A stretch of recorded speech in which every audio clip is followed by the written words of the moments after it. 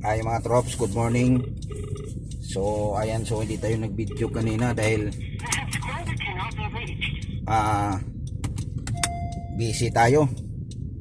So ayan, so nasa area tayo ngayon ng Cavite, Bacoor mga katrops.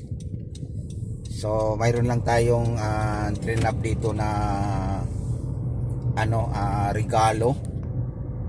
So ang hirap hanapin yung bahay nila mga katrops. Grabe, hindi ko makita-kita kanina. Kaya ayun, so ngayon nakita na talaga natin.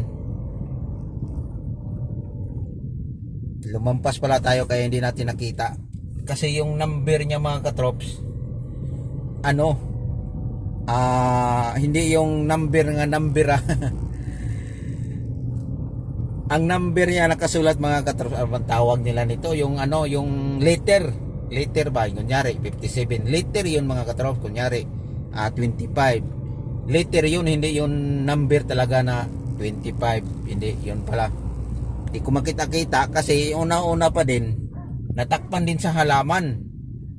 So ganun yung nangyari natin mga katrops. So siguro nakano tayo ng 2 minutes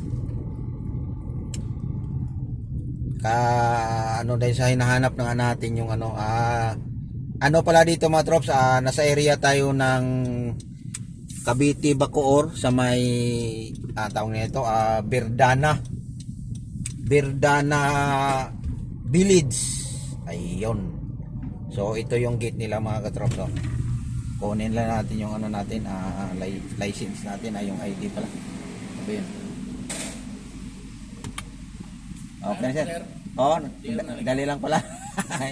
Thank you. Okay, thank you. Ayan, so dito na tayo. Go tayo kahit naka-stop. Total paliko naman. Go tayo. Kasaway din tayo minsan mga katros, pero nasa tama naman tayo. Kaya wala po yung problema sa atin.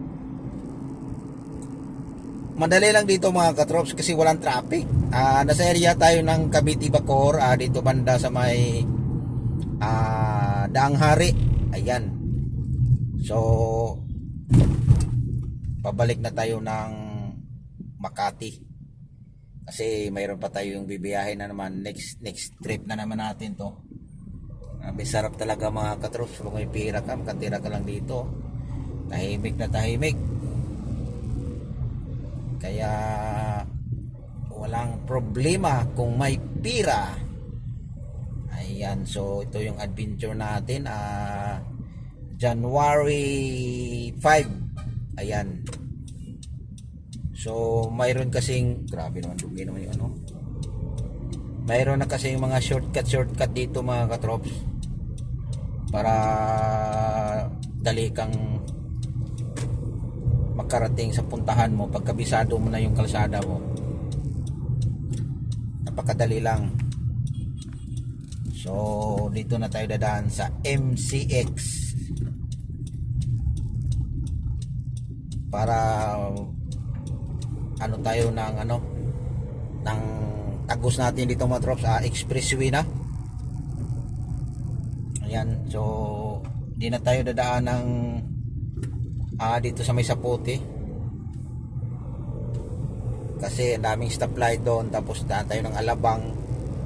Wala na, dito na tayo sa pangmabilisan kasi kailangan nating makabalik agad ng Makati para nag-aabang na yung natin, mga biyahe.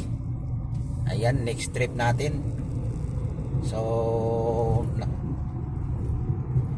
napakadali lang to mga trops. Tingnan mo mga trops, tuloy-tuloy na to mga trops. Sana pagdating natin doon sa may Skyway, sana lang walang traffic para madali. Kasi kanina galing tayo ng Makati, papunta tayo dito, medyo bumagal.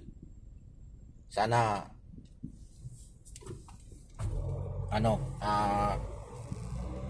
walang traffic para tuloy-tuloy ang biyahe. Parang nagbunamin ba mga trops. Ayun, laki-laki pa yung natin mga katrops. Balance. So sulit pa yung balance natin, hindi pa kailangan tayo magpa-load. Ito mga katrops, ito yung dire-diretso na to mga katrops.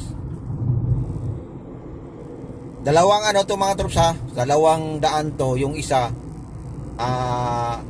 Pakalamba, tapos yung isa sa Makati. Mayroon namang mga signage dito mga katrops.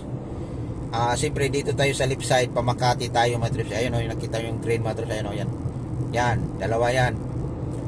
Yung sa right side, yan yung Pakalamba. So, pa Makati tayo, dito tayo sa left side. Ayan, madali lang to mga katrops. Pag wala lang traffic, kailangan lang to ano,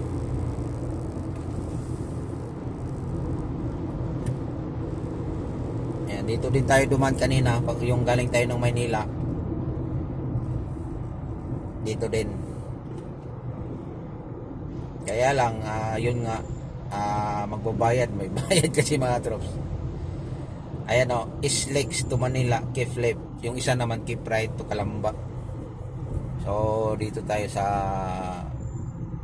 left side. Yan. So yung adventure natin kahapon mga katrops, grabe. Family banding kahapon mga katrops. So tuwang-tuwa yung anak ko. Nakapasyal siya. So alam mo naman yung bihira lang kasi yun makagala yung anak ko sa bahay lang kasi yun. Pinasyal ko yun kahapon sa may Bridgetown. Yan o, may mga signage mga katrops. So hindi ka maliligaw mga katrops dahil yung mga signage nila mga katrops malapit lang. Hindi katulad ng iba na may iba kasi mga signage mga katrops na malayo. Ang layo ng distansya, dito magkalapit-lapit lang. So ano talaga, hindi ka talaga maligaw. Ito yung mga mga katrops, ito yung Pakalamba, sa kabila yun yung mga sasakyan. Yan o, yan. Yan, Susana sa Pakalamba. Dito tayo, pa Makati tayo mga katrops. Dito tayo sa right side. Yan. Tuloy-tuloy na to mga katrops. Ayan, nasa ilalim tayo ng tunnel. Medyo may kadiliman. Kadiliman. Kadiliman. So, sana lang mga land traffic. Ayan mga katrops, nakakita ko sa inyo mga katrops, diba? Expressway ng mga katrops. Yan. So sa mga hindi pa nakadaan dito, sa mga nakapanood ng video nito, maganda to sa inyo. Kasi may idea na kayo. Ayan mga katrops. So, expressway na to mga katrops. Napakadali lang. Diba? Maganda pag mga ganito mga katrops, walang traffic. Sana tuloy-tuloy lang.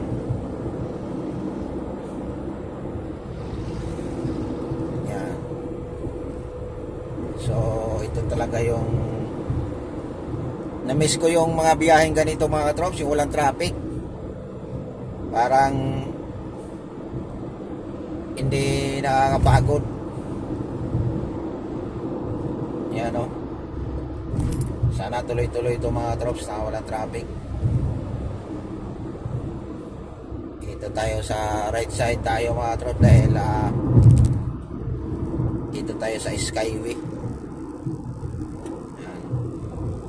Dito mga katrops, ang ano dito, dalawang kalsada to dito mga katrops ha. Skyway sa taas, sa right side natin, sa left side. Ayan. So yung arrow mga katrops, yung nakita yung dalawang blue na yan mga katrops. Yan yung blue, yan. Same lang yan sila, pero yung isa Skyway yon. Yung isa hindi Skyway. So, pag hindi nakakaalam doon, nakaalam mo Skyway ka, tapos napunta ka pala sa kabila. Ayan, so hindi ka naka-Skyway nun. Minsan matraffic kasi doon mga katrops. Kaya kung gusto nyo mag-Skyway talaga, dito ka talaga sa yung arrow na yun, kailangan talaga dito ka sa right side na arrow. Huwag kang dito sa left side na arrow kasi hindi yun Skyway. Pero same lang yung daan. Ang naka-advantage lang kasi sa Skyway mga katrops, mga private, kadalasan talaga mga private na dumadaan. Kung di ka mag-Skyway, maraming dumadaan doon na mga truck, kaya minsan matraffic. So yan, so nakakapanood, tandaan nyo doon ha, pag galing kayo doon sa Carmona o ano man, kung gusto nyo Skyway, wait lang mga katrops.